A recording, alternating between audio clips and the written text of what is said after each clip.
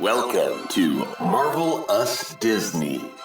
Welcome to Marvelous Disney, the podcast that discusses the most recent doings at one of the more interesting divisions of the Walt Disney Company, and that is, of course, Marvel Entertainment. I'm entertainment writer Jim Hill, and on behalf of my co-host, the amazing Aaron Adams, I'd like to welcome you to an especially marvelous episode of the show, largely because Aaron and I are recording this particular episode after the teaser trailer for Captain Marvel finally dropped. To start things off with you have seen this trailer, is that correct, Aaron? I have, and I feel like I'm an old curmudgeon nowadays because Marvel has spoiled me with so much joy and goodness over the years that this trailer it was lacking the pizzazz of the Marvel universe. And I know it's just a teaser and the first glimpse, and they're not going to show, big, huge things, but I'm going to see Captain Marvel based on all of the goodwill that they have given me quality movies time after time after time, and so I'm going to go see it, but the trailer did not move my needle in either direction, good nor bad. It was like, yeah, I'm still going to see it. Doesn't make me more excited, doesn't make me sad. Was there anything right from the first image of the trailer, Carol Danvers falling out of the sky and landing in a blockbuster, it's a good way of putting a time and a place instantly. That's it, exactly. And so, yeah, I think that was good with placement, but the only shot that made me smile was when she punched a little old lady on the bus right in the face. And I went, oh, scroll action, this is going to be good. There we go. That was the 1.5 second image where I got really excited for that moment. I have to say that there's an image late in this trailer where basically it shows Carol at different ages and at different times in her life, all having been knocked down and standing up again, sort of gathering her power to confront whoever knocked her down. I really liked how that cut together. I really liked how that suggests what this film was going to be about. Sure. This whet my appetite. This is a film I want to see. It also made me happy to see a young Nick Fury with two eyes. And likewise, as a balding guy, it made me happy to see Coulson with some more hair. I was so devastated that he didn't have a mullet. I was just hoping, I don't know why, but I just thought that would have been the coolest image if he was some Spicoli dude off the beach that just got wrangled into an intergalactic caper and fell into S.H.I.E.L.D. butt backwards, but apparently he looks kind of clean cut, like he's got his act together as a younger Coulson.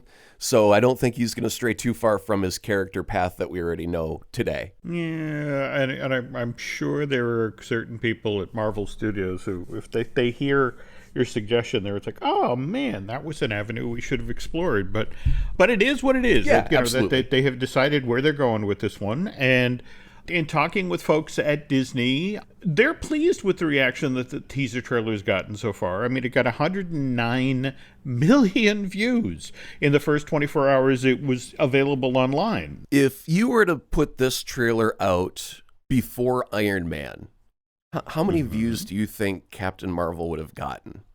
If this were the first movie of the MCU? Half? A quarter?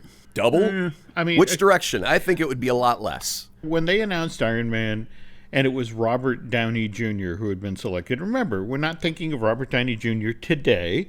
You and I are thinking of Robert Downey Jr., say, 11 years ago, who he had some trouble. So I always look for context. And face it, Captain Marvel, like it or not, is very, very much a movie of this moment, between the Time's Up and Me Too, and it's coming to the marketplace at a very interesting time, whether they timed it this way or not.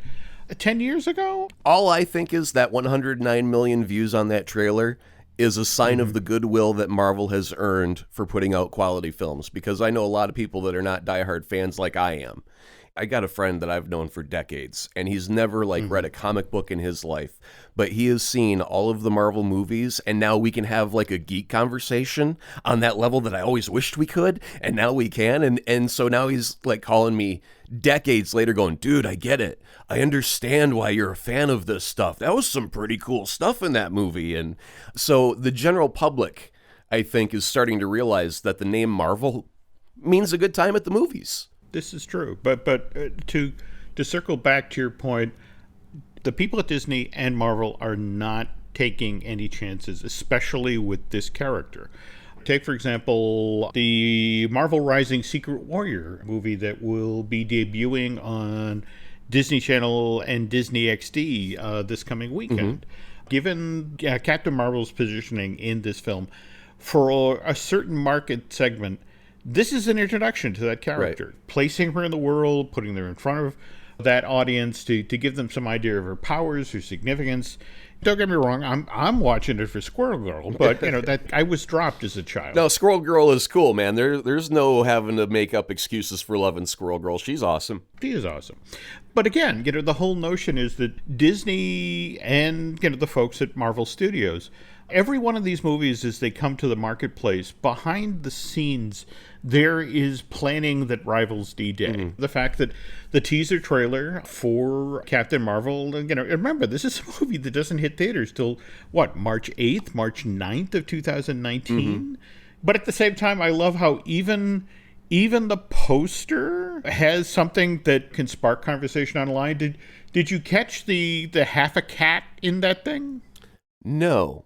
In the bottom left-hand corner of the poster, you can see the back end of a cat and the curl of the tail. And for those of you who know the Captain Marvel comic, it's just sort of like, oh my God, is Chewie going to be in this movie? Chewie is Carol Danvers' cat that is not in fact a cat. It is a flurkin, which is some sort of alien species. This is something I really, really hope they explore in Avengers 4. Evidently, Rocket from Guardians has had a couple of run-ins with Chewie over time. And, were they romantic? Or are they scrap fights? No, actually, that it's like, this thing is dangerous. Or more to the point, oh, okay, this is really valuable. We could sell this on the black market. Right, yeah. And so I'm hoping that, again, as we go forward to Avengers 4, that this is something that they carry over, that obviously Captain Marvel plays a huge role in the storyline of that film, and it would be nice if Chewie got to come along. I totally never saw that cattail in the poster. Like, I mean, I looked at it and I went, yeah, it's a nice poster, and moved on with life without giving it much thought after that. And even looking at it now, it's still hard to see unless I zoom in on the image and then scroll over to actually look, and you see the little question mark of a curled cattail as it's walking away. And yeah, I'm just kind of amazed that I never saw that. Awesome. Well, see, but this is the age we live in now. Even a poster has to have an Easter egg. Right. Okay, now speaking of Avengers 4, there's been some movement on the title of this film. Now, I know we spoke previously about, there was a discussion at one time about Avengers Gauntlet and Avengers Endgame. In talking with folks at the studio, I'm almost embarrassed because this one is kind of like, well, geez, it's been in front of us the whole time. Because it's Avengers 4. So what's a relatively easy word to pull out of Avengers 4? It's Avengers Forever. I guess they've mocked up a poster. They're doing some focus grouping. Given that the storyline for this involves time travel and crossing great expanses of space and time in order to bring down Thanos, everybody believes that this is actually the one that we should be going with. And what's kind of interesting is they just tweeted out, the Russo brothers from where they're doing the reshoots right now.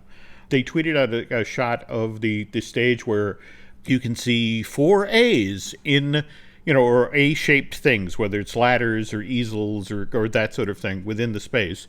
And it's like, we're working on Avengers 4. Maybe it's called Avengers Forever. The question now is, okay, so when do we see this Avengers 4 teaser trailer? We're entering that window of time where Disney is walking out its big holiday pictures. I think the first of this pile is the Nutcracker and the Four Realms. Behind that is Ralph Breaks the Internet, Wreck-It Ralph 2, and of course Mary Poppins Returns. And there's a kind of an interesting rumor making the rounds now about what Disney may do. To be honest, Aaron, some of this comes on the heels of A Wrinkle in Time underperforming back in February when it was released to theaters. Yeah, that's probably a Black Panther or a scheduling issue more than a quality of film issue. Yeah, so the thinking now, and evidently Disney hasn't fully committed to this. This would be a decision that would have to be made sometime in October and announced.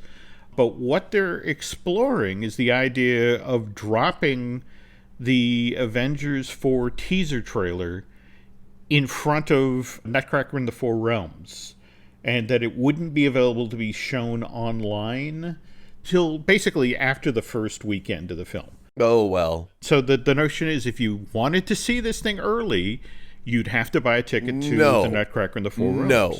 I refuse to be dragged to the Nutcracker movie based on a trailer.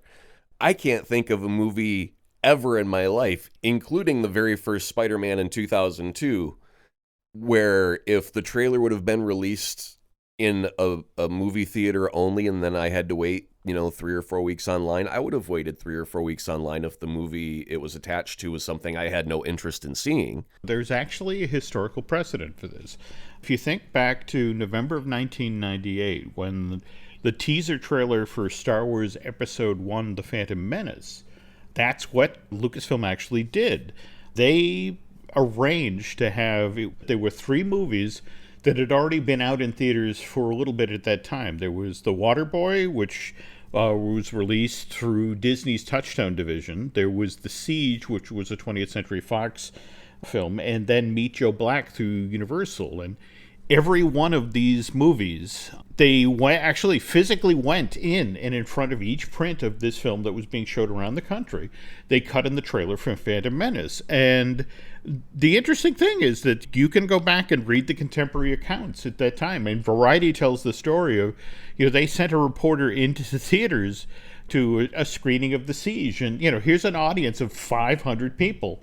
And the Phantom Menace trailer unspools, and as soon as it's over, 2/3 of the audience gets up and walks out of the theater. Yeah. I mean, again, anecdotally, a couple hundred people that had only gone to that theater bought a ticket and sat down and watched that movie. And I was one of those people that waited. I remember being on a morning show when the trailer came out online that morning, and we had dial-up, and I had to sit there and wait for like an hour and a half for it to buffer before I could play it, and then the whole morning show gathered around and we watched the trailer, and then we got to talk about it on the air.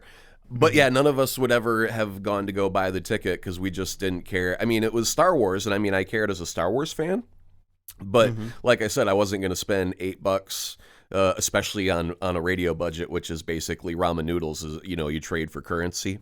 So I just, I didn't have 32 crates of ramen noodles to trade for a movie ticket that week.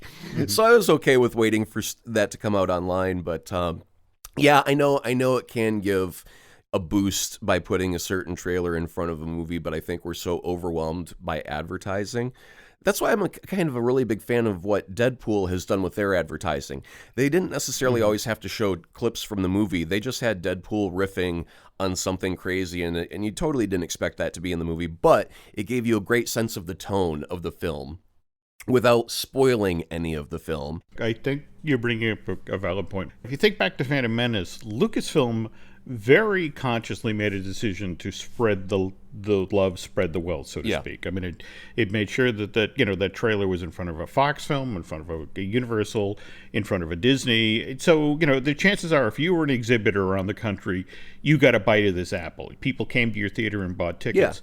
Yeah. If Disney does follow through on this idea, and again, I want to stress here, this is a rumor, the fact that it only goes in front of the Nutcracker in the Four Realms, that could potentially bite Disney in the butt because, perhaps there will be theaters around the country. I mean, this will be where half the audience gets up release. and walks out after the trailer shows. Are you thinking that's what's going to happen to them? Well, that also doesn't necessarily help, it spread good buzz about your movie. No, it wouldn't. Do you remember what Disney did with Tron Legacy back in 2010? They did a couple events where they showed like 10 or 15 minutes of it in IMAX. No. I mean, mind you had to go ahead of time, sign up for the tickets ahead of time, and you went at a time when the theater wasn't necessarily in use, and you got a poster on the way out, but it helped build buzz for the film. If it were me, I'd go in that direction rather than the Nutcracker. Does the audience cross over correctly? I mean, I grew up with all of the comics, and the Nutcracker's always been in the background as Christmas music. And I know I've seen the trailer and I know the take that they're going with this, and absolutely none of it is of interest to me at this stage in my life. If I had kids, and they were of an appropriate age, then it might be, oh yeah, let's go take the family, but that's not my situation, so it's not on my radar. Yeah. Again, sort of reconsidering the IMAX idea here. I mean, I wonder what Disney's relationship with IMAX is right now. I understand that IMAX, the company stock took a hit after that whole Inhumans thing that they did. Well, Inhumans was garbage, so I mean, they deserve that. Well, IMAX doesn't deserve it. Marvel should have taken a hit for that. Anybody with eyeballs at the studio should have put a stop to that. Either at IMAX or Disney, anybody in the room could have raised their hand and went, "I'm sorry, this is garbage. Please don't do this." But conversely, though, I don't know what the stateside IMAX relationship with Disney is. On the other hand, in the UK, I don't know if you saw what they're doing. In fact, just starting the tail end of this month, they're going to be showing all 20 of the Marvel Cinematic Universe's movies in the UK in IMAX. And in case some of these films have never, ever been shown in IMAX over in the UK. Are they doing it marathon style, or are they doing it chronological, or are they just doing it a la carte where they got a bunch of screens and you can pick which movie you see on which day, or what? Well, you see now it's at 10 different cinemas. Okay. And the event runs from the 28th of September through October 2nd. And my understanding is it is in the chronological. Right. They're going all the way from Iron Man all the way through Ant-Man and the Wasp. Okay, now, second question. Are they going chronological in the order that they came out, or chronological in the order that happened? Because that would place Captain America before Iron Man. Now, you see, I don't have an answer to that question, but I will do my research and get back to you with it. By the way, for the audience, if you've ever wanted to try and do video editing or wanted to learn about it, one of the funnest things you can do is put the Marvel Cinematic Universe in chronological order. It'll take you about a year to do it, but you've realized little elements are out of place by a movie, and so it's especially with the special features where they used to do the one-shots. You remember the one-shots on the Blu-rays? Yeah. I miss those. I miss the one-shots. Yeah. And plugging those in to the movies as an actual scene is actually a lot of fun to do to kind of practice editing and whatnot. But yeah, so if you want to drive yourself mad to learn video editing, put the Marvel Universe in chronological order. It's a hoot. Well, for me, what I think what I'd really enjoy about being able to see these movies again in IMAX, especially Infinity War. I mean, have you heard about this theory about Loki? Yeah, and it's garbage. Go ahead and you explain the theory, and then I'll debunk it after you get done. Tell you what, let's pause for a quick break here, and then we'll get to the debunking. Hang in there, folks. We'll be right back.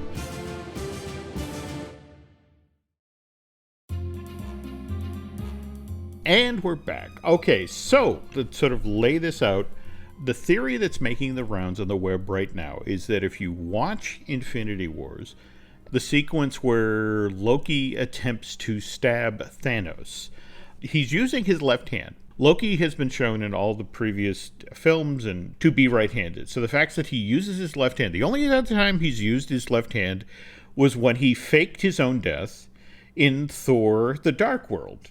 So the theory is given that Thanos chokes out Loki in the opening moments of Infinity War. It's like he's not dead because he's faked it yet again. Right. But you believe this is garbage, eh? The version I heard is altered just slightly because the capper at the end was that Heimdall had transferred not Bruce Banner or the Hulk to Earth, but Loki impersonating Hulk. Or Banner, which would explain why Banner couldn't change into the Hulk because it was actually Loki the whole time.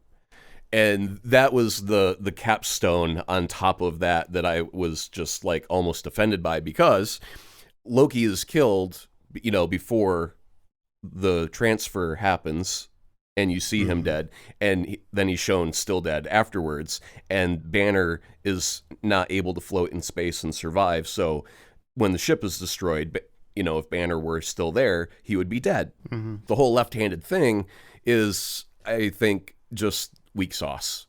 Like someone looking for something to write a story that day because they had to write a story that day. Well, somebody who Unless again, it's one of your friends, then I'm sure it's actually very close to true. No. I wish I could say that Kevin Smith was one of my friends. I mean, I'm a friend of friends of Kevin Smith, but evidently somebody ran this by Kevin, and he's like, "Ooh, that sounds like that might be something." No, they're grasping at straws. I love Kevin Smith, but I'll gladly debate him on that topic. Get him on the phone right now. Let's have it out. But now here's the other thing. The story just broke last week about how Disney Play, which is the streaming service that Disney's getting started next year, among the projects that the folks at Marvel Television are getting ready for that are 2 standalone shows that will be 6 to 8 episodes long. One will be built around Loki, and the other will be built around the Scarlet Witch. And in both of these cases, you got to remember that Disney is trying to make sure that people understand that these are high-quality productions that they're doing at Disney Play, that you want to subscribe to this streaming service. So Tom Hiddleston is supposed to be coming back to play Loki, and I want to say Elizabeth Olsen is coming back to play the Scarlet Witch. So that sounds good. I'm down with all that. Okay, that begs the question that are we going to get to see Loki before he gets choked up by Thanos, or is the fact that he has in fact dodge a bullet and that he will be coming back? I think it would make sense that Disney would want to have some finality to some characters. Their roster is absolutely huge right now. You can't have another Infinity Wars type event because there's just too many damn people in it. You got to thin the herd cinematic wise, but Loki's a couple thousand years old, so I'm sure that they could give him plenty of adventures pre his death, just to keep the fact that Disney knows that people love Loki as a bad guy. He's a great bad guy, and Tom Hiddleston is fantastic playing Loki. So they don't want to just, chop off his head. They want to keep the chicken around, make some more eggs. So it's like, we can kill him off on screen, but we can go back and revisit. Same thing with Elizabeth Olsen, whether she's alive or dead in the cinematic universe. Nothing is written in stone that says it has to take place after the events that we've already seen. It could be a prequel. It could be a chance to bring back her brother, Quicksilver. All true. And one of the things that I liked about Infinity Wars was that right from the get-go, you established how ridiculously high the stakes were when you killed Loki, and more to the point, when Thanos battled the Hulk and easily subdued him. It was just one of those things where it's like holy crap. Stakes have never been this high before. When the Hulk is getting his butt handed to him, you're going to have a bad day. That's it, exactly. So I want to have my cake and eat it too here. Sure. I mean, I want the weight of that death to still be there, but at the same time, I so enjoy Tom Hiddleston as Loki. I want him back. So this sounds like that solution is, you get to have that finality, you get to have a series, and it just happens to be a prequel. The Misadventures of Loki. It sounds like a good time. And while we're making suggestions that I hope that somebody at Marvel Television listens to, it's like, can we bring back Agent Carter? All right. I mean, if we're going to do these 6 to 8 episode long things, I mean, Haley Atwell was so much fun to watch as that character, and given the type of episodes they were writing, the 10, 12, or... Would they have a new take, a new slant, a way to give it a breath of fresh air? I mean, not that it was ever bad. I really enjoyed it. I thought it was a very, very good show as well, but it's been on break forever now. I don't think you can just pick up the story where you left off several years later. I think there'd have to be some sort of new entry point. Not necessarily a clean slate like washing away what happened in the past, but just time has moved on. Here we are several years later, and these are some new adventures of Agent Carter. Well, let's remember, though, that we do have the folks at Lucasfilm who are picking up Clone Wars for where it left off at Cartoon Network. That's true. And, circling back and finishing the 4th season of the show. That's true. Stranger things are happening. The rules are going to be different when it comes to Disney Play. And if what's going on with the ESPN Plus streaming service, which launched in April, I don't know if you saw, the Wall Street Journal had an article about this just last week. They've managed to get more than 1 million people to sign up for this thing. Now, according to the article I'm looking at here, the price point for the ESPN streaming service is going to be $4.99 a month. Disney's been fairly close to the best about what Disney Play, what the monthly fee for that's going to be. But when you think about CBS All Access, you can get it for $9.99 a month, but that's the commercial-free version. If you're willing to put up with commercials, you can do the $4.99. Now, I've just noticed on the Apple TV that the DC universe has basically a smorgasbord app now, and it's like $7.99 a month. And my wife is a huge fan of Batman, and I showed it to her, and I'm like, look, it has all the Batman. Like the cartoon, the Adam West series, like whatever you want. It's all there. And so, I offered it to her. Do you want to subscribe to it? And at the moment, because she's not a big binger, and she works in TV, so really it's like when she gets home, she really doesn't want to watch a lot of TV. So anyway, we looked at it, and it was tempting. I mean, what I'm going to end up doing is I'll probably get a month of it and feast like a pig, and then let it lapse for several months. And then, when I get a specific DC itch to scratch, I'll, go buy another month for $8 and gorge myself again. But I do like the idea of a full Marvel buffet as well. I would probably drop Netflix and trade it over for a Marvel channel. And I would just let it stream all day. Don't be too quick to drop Netflix, because have you seen the Daredevil trailer for season 3? I have, and it seems sparse on details, which was kind of expected. The fact that he is wearing all black like he was in season 1 is interesting, considering he's got a flashy new costume. So I don't know what their plan is with season 3. I heard Vincent D'Onofrio's back, and I love him as the Kingpin. He is just hands down one of the greatest things about season 1. Every moment he's on screen, I am captivated by his performance. I'll be thrilled to get him back in any capacity. I have always liked the Daredevil series thus far, so I'm expecting I will enjoy season 3. I just have no idea where they're going to go with it. Okay.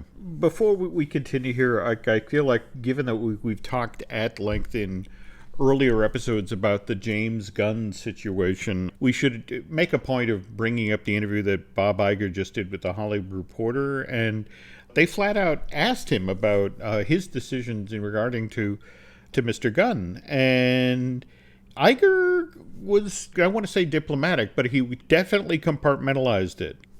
They made the comparison between the gentleman at the Hollywood Reporter, the Roseanne situation versus the James Gunn situation. Okay. And he said, look, the Roseanne decision was completely unanimous. We discussed how it would be communicated, and because there were a number of entities involved, but that was a unanimous decision. The James Gunn decision was brought to me as a unanimous decision by a variety of executives at the studio, and I supported it.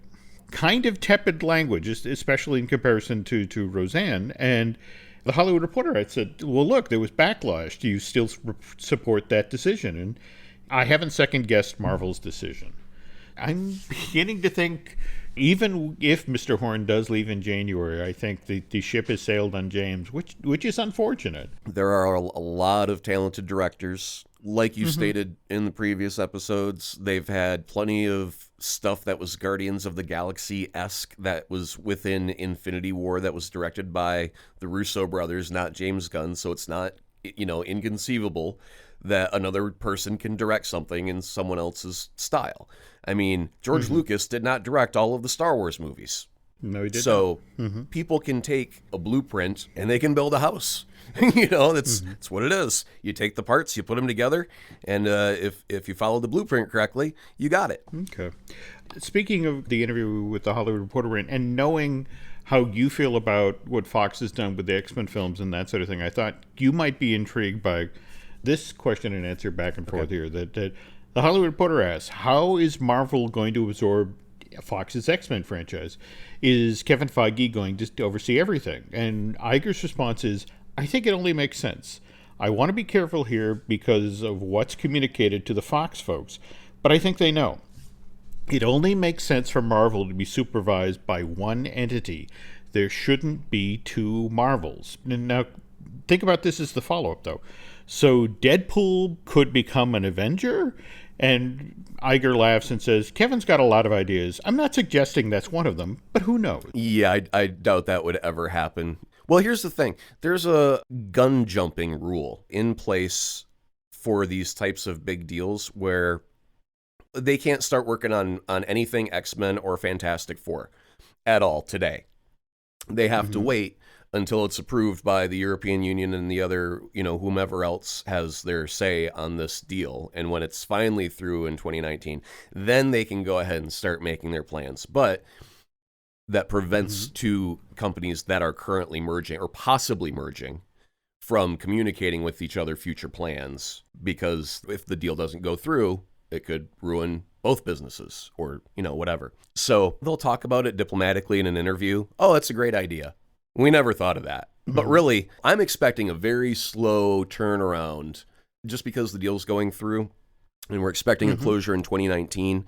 They're going to fast track something to get it going, but it's going to be 2020, 2021, I think, before any of that's ever going to hit a theater. And with their slate as full as it is currently, with stuff that they would like to do and heroes that they've got coming out, I think it could be pushed to 2023 or 24. It's probably a valid point. And face it, when we talk about Fox and the Disney acquisition, it's not just Fox, the films, it's Fox Television. And in fact, just tonight, season 2 of The Gifted is getting underway. And it's been, EW just did a very interesting interview with Matt Nix, who's the showrunner for The Gifted. And he was talking about how when the show began, in kind of a contrast to what, do you remember how when Agents of S.H.I.E.L.D. started, there was this talk about how the films will bleed into the TV show, and, over time that just proved too difficult to do.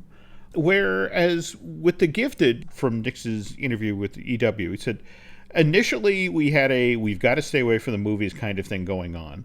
What's happened over time is that there's stuff that's begun to bleed into the TV show. I mean, take, for example, there's the character that Emma Dumont plays in the show, Polaris, and she's wearing a medallion that looks very much like the one that Magneto has always worn in the movies. And it's sort of like, okay, so what's the deal with that? And he says, look, it doesn't take a rocket scientist to look at that medallion and go, oh, that looks awfully familiar. But we don't want to confuse the fans with the idea that someone's going to show up. They kind of do that with Legion, where they've referenced Charles Xavier pretty directly in the show without having him appear on screen. I don't see the problem with them mentioning Magneto in any sort of reference, and I'm not expecting Ian McKellen to jump on screen anytime soon to make an appearance. It's so funny you say that when you talk about the X-Men movies and you talk about Charles Xavier. Well, which Charles Xavier? Right, yeah. Patrick Stewart or the other fellow? And in fact, that's the thing. It's like, that's what Nick says. If we start implying to fans that Magneto is going to show up, well, which Magneto? How old is he? So he says, look, I love the movies enough that I don't want to knock off Wolverine on my show. That's important to me. For me, it's going to be interesting to see how that plays out. Oh, and speaking of playing, have you finally been able to play the new Spider-Man game? I haven't. No, I just haven't had time with a busy workload. Sometimes you gotta cut fish and. Look, I understand you're a busy guy and you would have to carve out the time to do this, but wanted to sort of give folks a follow-up on how well that PS4 game has done so far. First 3 days after its launch, they sold 3.3 million copies. Yeah. Another thing, given the way we started off today's show by referencing Iron Man, I thought you'd be intrigued to hear that Bill Rossman, the Marvel game, he's the executive director of Marvel Games. Okay. And he was talking about how the folks there at Insomniac, the thing about the Spider-Man game is it's supposed to be the equivalent of Iron Man. It's supposed to be the thing that reboots all of our concepts about how a Marvel video game could be, and sort of plowing the road for a lot of very ambitious games out ahead of this. Well, as long as they understand the character that they're working with. Because Spider-Man, especially in the video games, and Spider-Man 2 on the PS3 was one of my favorite video games of all time. Surprise, surprise. But it was the fact that you could traverse all of New York City in a matter of like 3 or 4 minutes of really excellent web slinging at super high speed. And you'd have this pendulum effect where, when you got to the top of your arc and you would release and you'd fly through the air, and then you would spin another web, and then do another pendulum swing and launch yourself through the air. That was so addictive. For me, it was almost like therapy. I just come home and swing through New York. I wouldn't even help civilians. I was just like, I'm swinging through New York. Screw you. I'm having fun being Spider-Man.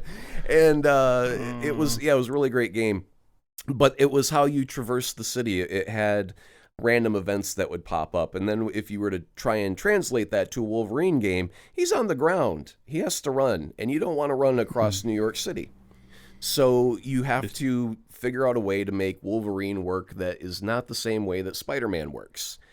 They took what came before them, they built on it, they made it better, and that's great. But there have been a lot of garbage Hulk games out there in the past. I can't remember a good Wolverine game.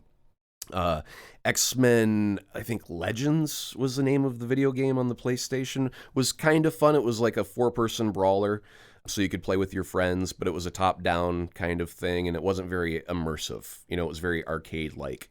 So if that's your thing, you could have a really good time with that. But yeah, there have been very few good superhero games. And just because they had a hit, it doesn't mean they know the recipe to all of the soufflés in the world now. I get that. Though it's funny you mentioned about so enjoying penduluming your way through New York City, because that is supposedly the Spider-Man attraction that's being built at Disney's California Adventure. A Bug's Land closed there in Anaheim on September 4th, but I thought you'd be tickled to find out they put up the construction fences around the site as they're pulling down all the oversized clovers and that sort of thing. But guess what spray painted on the outside of this fence? A giant spider logo? No, it's the work is being done by Stark Enterprises. All right, that's cool. I agree. I love that. Even before the attraction gets there, the storytelling has already started. Yep. So that's very cool. Okay, folks, so that's kind of the rundown for everything that's been going on Marvel news-wise. Aaron and I would love to hear what you folks think of, for example, Marvel Rising, the Secret Warrior, the TV movie that's going to be airing on Disney Channel, Disney XD. Likewise, would love to hear your thoughts about The Gifted and how they're incorporating, whether or not they're in fact incorporating stuff from the Fox films. So feel free to reach out with, your thoughts on that. And we'll be back shortly with another show. So on behalf of myself and the amazing Aaron Adams, thanks for listening. And we'll be back soon with another Marvel Us Disney podcast. More Marvel Us Disney will be coming soon. In the meantime, check out one of the other great shows found only on the Jim Hill Media Network.